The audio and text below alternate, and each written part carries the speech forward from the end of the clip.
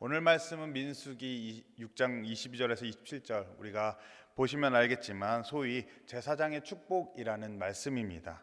이 제사장의 축복을 먼저 나누기 전에 우리가 생각하는 복이 어떤 것이 있을지 함께 나눠보려고 합니다. 여러분께서는 복에 대해서 어떻게 생각을 하시나요? 복이 무엇이라고 생각을 하시나요? 제가 푸른 교회에서 말씀을 전하면서 습관이 돼서 질문하는 게 약간 습관이 되어 있습니다.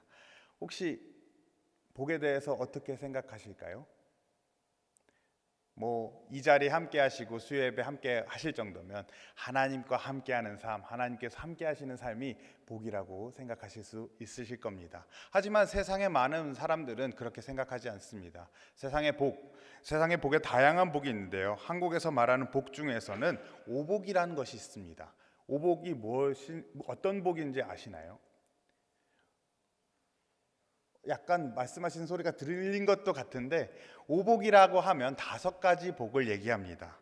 우리 복 중에서 목숨을 뜻하는, 우리가 장수하길 바라는 수가 있고요, 또 부유하고 풍족한 삶을 의미하는 부, 건강한 삶을 의미하는 강령, 덕을 닦으며 살아가는 유호덕이 있고, 마지막으로 우리의 죽음이 편안한 죽음, 자연스러운 죽음을 의미하는 고종명이 있습니다. 하지만 이건 위에 서민들은 조금 달랐는데요. 이 시대에도 서민들이 바라는 것은 덕을 쌓는 것이나 조용한 죽음, 편안한 죽음을 의미하는 것이 아니라, 이 대신에 우리가 조금 더 귀한 삶을 살 수 있게 해주세요, 귀한 삶을 누리게 해주세요 라는 복인 귀가 있고, 또한 우리 자손들이 조금 더 많게 해주세요. 농경사회나 이 사회는 자손들이 그 사람의 힘일 수 있기 때문에, 그 가족의 힘일 수 있기 때문에 나의 자손들이 많을 수 있도록 도와주세요. 그래서 자손 중다가 있을 수 있습니다. 이처럼 사람의 덕은 이렇듯 사람이 말하는 덕은 이 세상에서 누릴 것, 그리고 누리기 위해 필요한 것들을 구하고 있습니다. 또한 남들보다 더 많이, 더 오래, 더 나은 것을 가진 것을 복이라고 말합니다. 우리가 살아가고 있는 현재의 복 역시 다르지 않을 겁니다. 좋은 직장을 갖는 것이 복이고, 또 이 좋은 직장, 부유한 것이 복이고, 남들보다 똑똑하고 더 많은 가진 것, 더 높은 명예와 더 높은 지위를 가진 것을 복이라고 얘기할 겁니다. 이 복을 누리기 위해 사람들은 부단히도 애를 쓰는데요. 좋은 직장에 들어가기 위해서 좋은 대학을 들어가야 되고, 또 좋은 대학을 들어가기 위해서 좋은 고등학교를 들어가기 위해서 힘씁니다. 더 내려가서는 처음부터 유치원도 마찬가지죠. 미취학 아동부터 벌써 영어 유치원을 다니고 더 좋은 교육 환경을 누리기 위해서 많은 돈과 노력, 시간을 들입니다.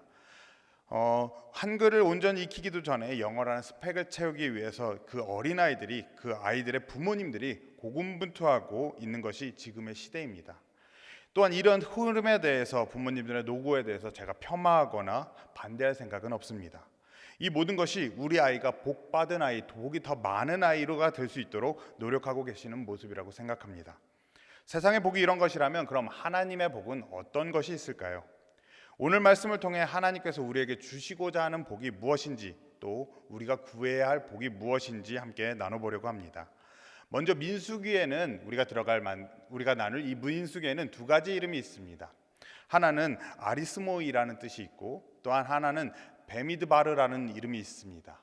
아리스모이 같은 경우에는 헬라어로, 이 히브리어가 고대 그리스어로 번역될 때 70인 역에서 쓰였던 이름이 아리스모이고요. 헬라어 그 히브리어 자체로는 베미드바르라고 부릅니다. 아리스모이는 숫자들이라는 의미를 가지고 있고, 베미드바르는 광야에서라는 의미를 가지고 있습니다. 우리가 흔히 알고 있는 민수기의 의미는 사람들을 계수했던 그 기록들이라고 알고 있는데요. 이 민수기 자체가 아리스모이에서 유래됐다고 볼 수 있습니다. 그렇다면 베미드바르, 광야에서라는 의미를 가진 이유가 무엇일까요? 이 이름을 땄을 때 제일 첫 구절에 나오는 것들을 따서 그 성경의 제목으로 삼기도 했는데요. 이 광야에서라는 의미가 오히려 전 민수기에 더 적합하다고 생각을 합니다. 우리가 민수기 하면 생각나는 것, 사람의 개수, 사람들 병적으로 군사로 쓸 수 있는 인원이 몇인가라고 개수하는 것보다, 이 개수하는 장면은 1장과 26장 2번밖에 안 나옵니다. 그렇다면 이 민수기의 많은 내용들은 무엇을 담고 있을까요? 광야에서 이 이스라엘 민족들이 행진을 할 때 어떻게 행진해야 할 것인가, 또한 이 행진을 짤 때 어떻게 짜야 할 것인가, 그리고 우리가 이 공동체에서 어떤 규칙을 가지고 나아가야 하나님 앞에서 정함을 유지할 수 있는가를 얘기하고 있습니다. 그 부분 중에서 오늘은 6장 22절에서 27절 제사장의 축복에 관해서 함께 나누려고 합니다. 그럼 22절과 23절을 함께 살펴보도록 하겠습니다. 여호와께서 모세에게 말씀하여 이르시되 아론과 그의 아들들에게 말하여 이르기를 너희는 이스라엘 자손을 위하여 이렇게 축복하여 이르되 라고 말하고 있습니다. 우리는 이 말씀을 통해서 앞으로 나열되는 축복들이 사람이 의무대로 그냥 축복하는 것이 아니라 하나님의 명령에 따른 축복임을 알 수 있습니다. 하나님께서 우리가 진정 구해야 할 축복이 무엇인지 알려주고 계신 겁니다. 사람에게는 많은 바람들이 있고 원하는 바들이 있을 겁니다. 그 속에서 진정 사람들에게 필요한 것과 필요한 복은 사실 사람들이 알기보다는 사람을 창조하신 그 하나님께서 가장 좋은 것이 무엇인지, 가장 좋은 때가 무엇인지 알고 계실 겁니다. 그렇기 때문에 오늘의 복은 사람에게 가장 필요한 것, 사람들에게 정말 구해야 될 복이 무엇인지 얘기하고 계신 겁니다. 그럼 하나님께서 말씀하시는 사람이 구해야 할 복은 어떤 것이 있을까요? 오늘 말씀은 24절, 25절, 26절 세 절에 나누어서 사람이 구해야 할 복에 대해서 얘기하고 있습니다. 제사장이 이스라엘 자손을 위해 기원해야 할 축복을 기록하고 있습니다. 그럼 먼저 24절을 함께 보도록 하겠습니다. 함께 읽도록 하겠습니다. 여호와는 내게 복을 주시고 너를 지키시기를 원하며. 첫 번째 복은 바로 하나님의 보호하심 아래 거하는 복입니다. 내게 복을 주시고에 해당하는 복은 바라크라는 단어를 씁니다. 근데 이 바라크라는 단어를 쓰는 다른 본문들이 있는데요. 바로 창세기 1장 22절 말씀과 또 이후에 있는 말씀들에서 복을 주시다라는 부분에서 바라크를 사용합니다. 창세기 1장 22절을 함께 보도록 하겠습니다. 창세기 1장 22절입니다. 하나님이 그들에게 복을 주시며 이르시되 생육하고 번성하여 여러 바닷물에 충만하라 새들도 땅에 번성하라 하시니라. 하나님께서 바다의 생물을 창조하시고 하늘에 나는 새들을 창조하신 후에 복을 주신 것, 그 단어 역시 바라크입니다. 이 바라크는 이후에 사람을 창조하시고 복을 주실 때도 동일하게 사용되었는데요. 이렇게 보았을 때 바라크는 하나님이 주시는 복, 물질적인 풍요로움으로 해석될 수 있지만 더 나아가서 이 바라크의 원래 뜻은, 바라크가 뜻하는 원래 뜻은 하나님 앞에 무릎을 꿇어 엎드리다라는 의미를 가지고 있습니다. 이 사실을 볼 때 우리가 하나님께 순종하며 나아갈 때 그 필요를 채워주시는 분이 바로 하나님이심을 알 수 있습니다. 24절 후반부를 살펴보면 너를 지키시기를 원하며 라고 얘기하고 있습니다. 하나님께서 이 필요를 채워주시는 것, 하나님께서 주시는 복이 무엇이냐? 바로 하나님께서 지켜주시기를 원한다는 겁니다. 이 지켜주시기를 원한다 해서 지켜주시기를 사마르라고 되어 있는데요. 샤마르는 보호하다, 바라보다, 기억하다, 마음에 두다라는 의미를 갖고 있습니다. 특히나 보호한다는 의미에서는 하나님께서 사랑으로, 그 인자하심으로 보호한다라는 의미를 가지고 있습니다. 24절은 결국 하나님께서 순종하는 이들에게 인자와 사랑으로 보호하신다라고 얘기하고 있는 겁니다. 여러분, 보호가 무슨 의미입니까? 보호가 어떤 뜻을 갖고 있고 어떤 의미를 담고 있을까요? 쉽게 생각해 봐서 우리가 아이들을 보호한다라고 할 때 우리가 제공하는 것이 무엇이 있을까요? 이 아이들을 보호한다는 것이 우리가 그 아이를 배고픔에 처하도록 내버려 두는 것일까요? 폭력과 고통 가운데 내버려 두는 것일까요? 이 아이가 외롭도록 그냥 홀로 내버려 두는 것이 보호일까요? 보호는 아이가 배고프지 않도록 그 필요를 충분히 채워주는 것을 보호라고 합니다.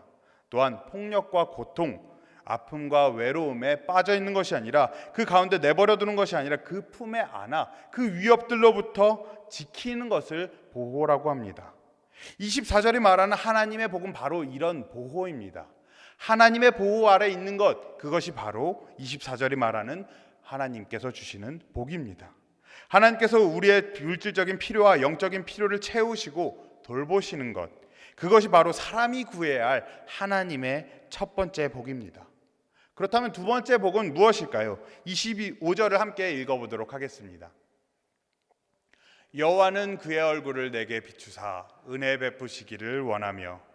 사람이 하나님께 구해야 될 두 번째 복은 바로 하나님의 얼굴이 비추어 주심입니다. 히브리어에서 얼굴을 뜻하는 단어는 빠님이라고 합니다. 얼굴을 의미하기도 하지만 이 단어 자체는 하나님의 존재 자체를 의미하기도 합니다. 우리나라 말에서도 옛날에 얼굴이란 단어는 그 얼굴 표면만 말하는 것이 아니라 사람 존재, 그 몸 전체를 의미하기도 했습니다. 이 말씀에서 비추사에 해당하는 히브리어는 오르라고 합니다. 오르는 비추다, 비추어지다 라는 의미와 함께 밝아지다 라는 의미를 가지고 있습니다. 그래서 이 의미를 해석할 때 사람이 기쁨과 희망으로 밝아지다, 그 얼굴이 밝아지다 라는 의미까지도 갖고 있는데요, 여기서 밝아지다라는 의미를 한 단계 더 나아가서 이해시키다 라는 의미까지도 담겨 있습니다. 후반절에 나오는 은혜는 하나님이 베푸신 호의 혹은 우리의 품위에 대해 의미할 수도 있겠으나, 제가 주목하는 점은 하나님께서 우리의 적으로부터 구원해 주시다라는 의미를 담고 있다는 겁니다.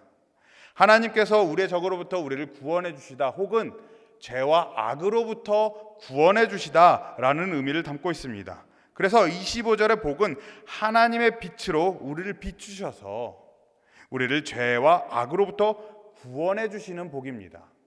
이 빛을 바라봤을 때 우리가 요한복음의 말씀을 기억할 수 있겠는데요, 예수님께서 이 세상에 오신 것이 생명의 빛으로 오셨다라고 말씀하고 계십니다.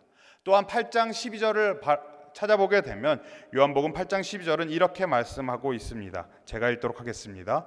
예수께서 또 말씀하여 이르시되 나는 세상의 빛이니 나를 따르는 자는 어둠에 다니지 아니하고 생명의 빛을 얻으리라.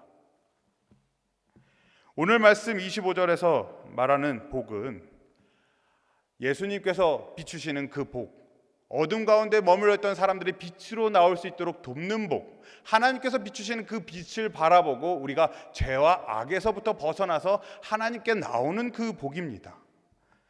또한 이 말씀을 해석할 때 이렇게도 해석할 수 있지만 밝은 얼굴로 대하사라고 쓰여 있는 한글 버전도 있습니다. 이 밝은 얼굴은 하나님께서 우리를 통해서 그 기쁨으로 얼굴이 밝아졌다고 표현하고 있는데요, 이 기쁨도 마찬가지입니다. 우리가 아이들을 바라봤을 때, 우리가 키우는 자녀들을 바라봤을 때 이 아이의 행동을 바라보고 이 아이가 착한 행실을 하거나 우리가 이끄는 대로, 우리가 바라는 대로 자라났을 때 그 아이를 바라보면서 우리는 기쁨으로 그 얼굴이 밝아질 수 있습니다. 이와 마찬가지로 하나님께서 우리를 바라봤을 때, 우리가 하나님의 뜻을 따르고 하나님의 인도하심을 따라 나아갔을 때, 죄에서 멀어지고 악에서 자유롭게 되었을 때 기쁨으로 우리를 대하시는 하나님을 바라볼 수 있게 되는 것입니다. 그럼 마지막으로 세 번째 하나님의 복을 알아보도록 하겠습니다. 26절을 함께 보도록 하겠습니다. 26절 함께 읽도록 하겠습니다.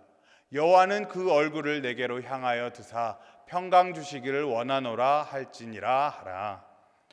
하나님의 얼굴을 내게로 향하여 드사라는 뜻은 이제 하나님께서 다른 곳을 보는 것이 아니라 우리를 향하여 그 얼굴을 들어 옮기셨다라는 의미입니다. 얼굴을 들어 옮기셨다는 의미는 우리를 바라보시고 좀 더 세밀하게 바라보신다는 뜻입니다. 즉 우리를 바라보신다는 뜻은 하나님께서 우리의 삶을 지켜보신다는 의미입니다. 이 바라봄의 사건으로 통해서 바라봤을 때, 또 봤다라는 의미로 봤을 때 샤아라는 히브리어가 있습니다. 이 샤아라는 의미를 샤아라는 단어를 쓴 본문이 있는데요, 창세기 4장 4절과 5절의 말씀입니다.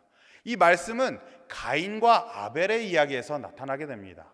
가인과 아벨이 각기 자기 신의 생업으로 농업과 목축업을 하게 됩니다. 그래서 시간이 지나서 가인은 자기가 했던 농업의 소산물인 농산물을 통해서 하나님께 제물을 드리고, 또한 아벨 같은 경우에 자기 신이 첫 양과 그 기름으로 제물을 드렸다고 얘기하고 있습니다. 제사를 드렸다고 얘기하고 있습니다. 그 결과가 어땠습니까? 어떤지 다 알고 계시죠? 하나님께서는 가인과 그 제물은 받지 않으시고 아벨과 그의 제물은 받으셨다 해서 받다에 해당하는 부분이 바로 이 샤입니다. 하나님께서 그 관심을 두시고 또한 하나님께서 그 제물과 그 아벨과 그의 제물을 바라보셨다라고 해석할 수도 있을 겁니다. 하나님께서 이 삶을 바라보시고 그 삶의 모든 것을 바라보시면서 그 삶에 현존하시는 것, 그것이 바로 하나님께서 얼굴을 들어서 우리를 향하여 얼굴을 드시는 것을, 바라보시는 것을 의미할 수 있겠습니다. 이러한 바라보심의 결과가 무엇입니까? 후반절에 나오는 평강이 이 결과입니다. 평화하면 떠오르는 히브리어가 있는데요. 어떤 히브리어일까요?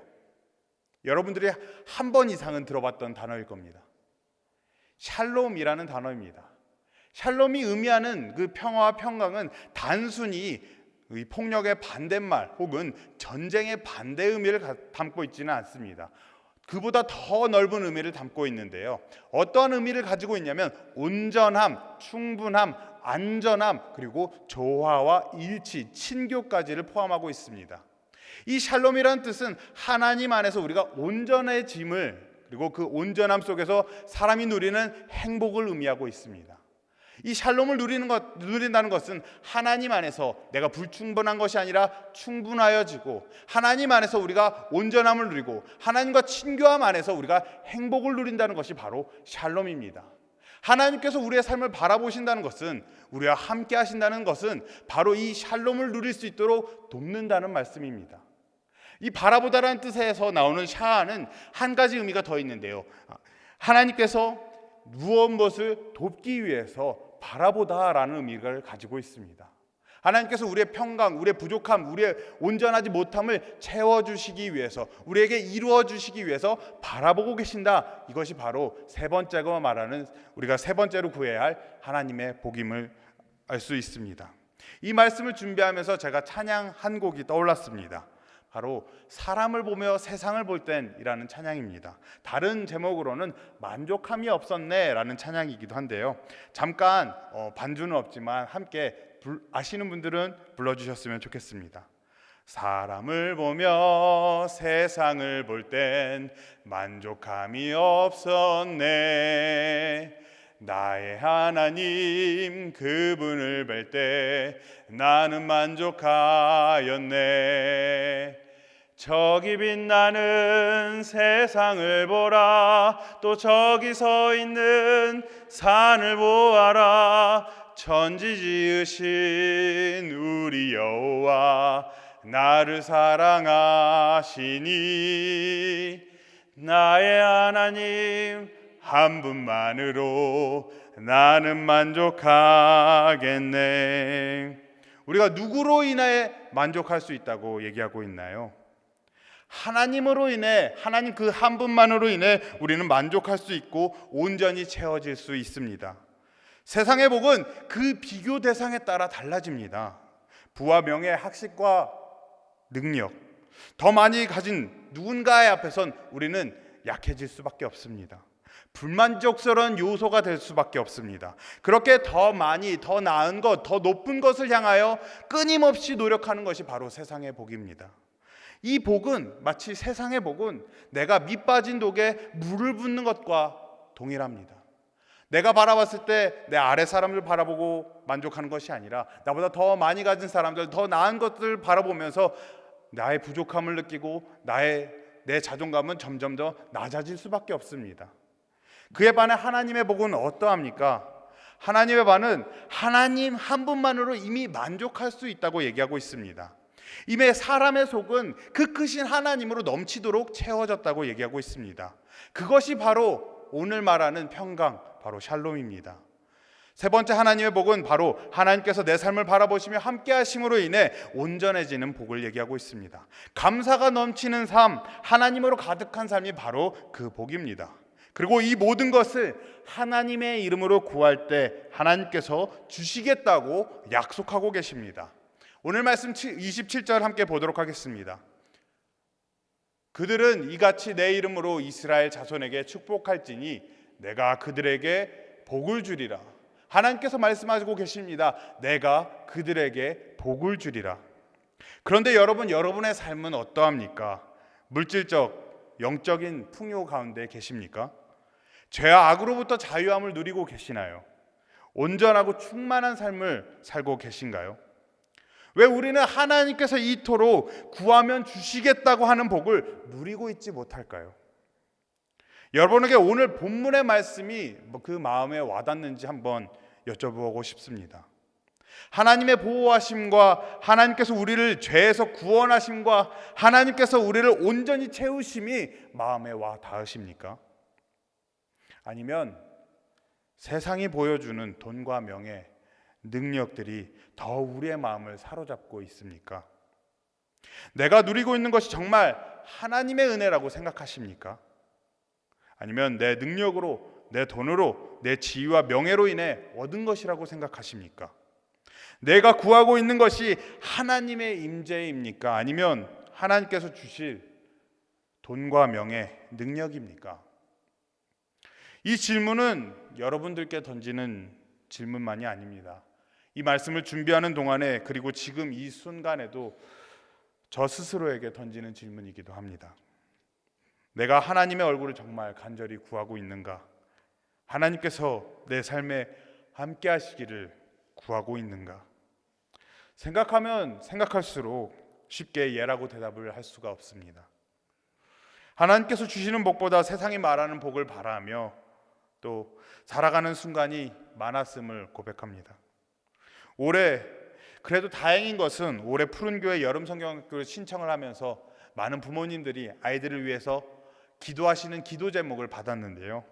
그리고 다행이라고 생각했던 것은 우리 춘천중앙교회 푸른교회 부모님들께서는 아이들이 하나님 안에서 자라고 그 키가 자라며 믿음이 자라기를 구하고 계셨다는 겁니다. 하나님께서 그 삶에 함께 하시기를 구하고 계셨고 그 믿음이 자라기를 구하고 계셨다는 겁니다. 그러나 많은 2세대 기독교인 부모님들도 하나님의 얼굴을 구하기보다 세상의 지식을 쌓으라고 세상의 실력을 키우라고 가르치고 있다는 것이 사실입니다. 제가 푸른 교회를 지내면서 느끼지 못했지만 드림 교회를 하면서 항상 아이들의 출석이 줄어드는 순간이 있습니다. 바로 시험을 앞둔 한 주 시험 기간입니다. 시험 중요합니다. 성적 중요합니다. 공부하는 것 학생에게 맡겨주신 하나님의 사명이기도 합니다. 하지만 예배를 선택지에 올려둘 수 있는 문제는 아닙니다. 어느새 예배는 우리가 주일 성수라고 말하면서 성스럽게 지켜왔던 이 예배들은 이 말이 무색하게 선택 가능의 영역이 되어버렸습니다. 학업에 밀려 또 해외여행과 우리 아이들이 다양한 경험을 할 수 있도록 세워지는 계획 앞에서 가장 먼저 포기할 수 있고 버릴 수 있는 부분들이 되어버렸습니다. 하나님께서 그 얼굴을 우리에게 비추시길 원하나 우리가 그 빛을 바라보지 못하는 까닭이 무엇이 있을까요? 하나님께서 비추시는 그 빛, 예수 그리스도를 이 땅에 보내셔서 비추신 그 빛이 우리에게 닿지 못하고 힘을 얻지 못하는 이유가 무엇일까요? 우리가 어둠을 향해 나아갈 때 하나님께서 비추시는 빛은 힘을 잃습니다. 우리의 죄가 하나님의 얼굴을 가릴 때 우리는 하나님의 빛을 보지 못하게 됩니다. 하나님께서 우리에게 얼굴을 들어 바라보십니다. 우리가 하나님의 얼굴을 보지 못하는 경우가 무엇이 있겠습니까? 여러분, 지금 이 순간 여러분의 오른쪽 분들을 함께 보는 오른쪽을 한번 바라보셨으면 좋겠습니다. 한번 오른쪽을 바라볼까요? 그러면 우리 뒤에 있는 왼쪽에 계시는 사람, 왼쪽에 계시는 분들의 얼굴을 바라보실 수 있으실까요? 우리가 어느 방향을 보고 있느냐에 따라서 볼 수 있는 것들이 달라집니다. 하나님께서 얼굴을 들어 우리를 바라보고 계셔도 우리가 하나님을 바라보지 않고 등 돌리고 있다면 하나님께서 보시는 그 얼굴을 바라볼 수 없고 오직 죄와 악이 있을 뿐입니다. 온전히 채워지지 못할 사람이 있고 불만족이 있고 그 불만족을 채우기 위한 노력과 고통이 있을 뿐입니다. 그런데 이 상황이 더 심각한 이유가 무엇이 있을까요? 요한복음 1장 5절은 말합니다. 빛이 어둠에 비치되 어둠이 깨닫지 못하더라. 우리의 영이 점점 더 어둠에 익숙해져 간다는 겁니다. 우리가 하나님을 바라보는 것이 아니라 등지고 있을 때 그 등지고 있는 것이 더 익숙해져 버린다는 겁니다. 그래서 더 이상 이 빛을 인지하지 못하게 될 수 있다는 사실입니다. 우리는 어느 순간 자연스럽게 하나님과 세상 사이에서 무엇을 택할까 고민하게 됩니다. 그리고 우리 아이들에게 이 어중간한 신앙을 물려줍니다. 일단 눈에 크게 보이는 세상의 것들, 피부로 와닿는 것, 세상의 것들을 먼저 채우라고 가르치기가 쉽습니다. 결국 아이들은 점차 하나님으로부터 등 돌리기가 쉬워집니다. 최근 고3이 된 한 아이와 밥을 먹으며 대화할 일이 있었습니다. 그 아이가 아이 할아버지와 있었던 얘기를 했었는데요. 아이가 공부 때문에, 이 아이도 공부 때문에 교회에 한 주 못 나왔을 때가 있었다고 합니다. 이 얘기를 들은 할아버님께서 전화를 하셨다고 해요. 전화를 하셔서 한 번이 아니라 여러 번, 한 3주 동안에 걸쳐서 말씀을 하셨는데 이런 말씀을 하셨다고 하셨습니다. 그깟 공부가 대수냐? 예배가 중요하지. 여러분, 하나님이 우리의 선택의 대상이십니까? 우리 모두 하나님의 얼굴을 구했으면 좋겠습니다. 내 삶 가운데 하나님이 가득하길 구하는 우리가 되었으면 좋겠습니다. 우리가 방금 찬양했던 것처럼 하나님, 내가 하나님 한 분만으로 만족합니다 고백할 수 있는 우리 성도님들과 제가 되었으면 좋겠습니다. 하나님께서 이스라엘 백성들을 위해 아론과 그 아들들에게 이 축복문을 이르시듯 우리 부모님들께서도 각 가정의 제사장이 되셔서 하나님께서 주시는 복, 하나님께서 보호하시는 그 삶, 하나님께서 죄와 악으로부터 자유롭게 하시는 삶, 하나님으로부터 하나님을 통해 온전해지는 삶을 구하시길 바랍니다. 또 바라기는 우리 모두가 하나님의 얼굴을 구하고 하나님 안에서 온전함으로 하나님과 동행하는 삶을 살아가기를 소망합니다.